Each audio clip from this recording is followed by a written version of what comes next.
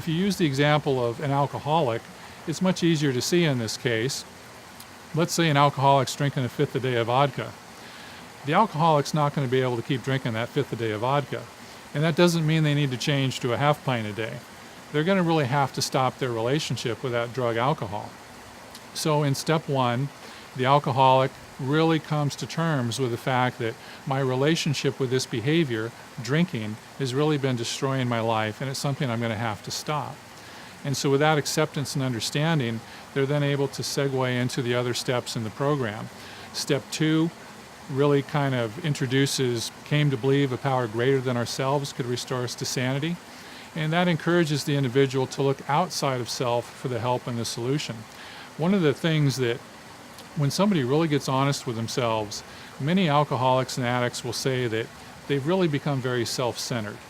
In addition to becoming self-centered, they've also become very self-directed. In other words, that means I'll do what I want, when I want, the way I want, based on what I'm thinking and feeling at the time. And when they come into treatment, they really kind of realize that's not working for me any longer. My way of being self-centered and self-directed is really now creating my problems.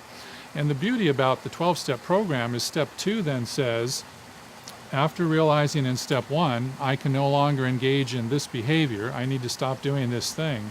Step two then says, came to believe that a power greater than ourselves could restore us to sanity.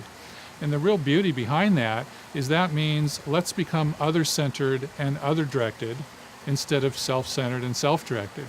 So that what we're learning to do is that something other than self that is greater than self can really begin to help us to find a solution into our life and into a way of healthy living.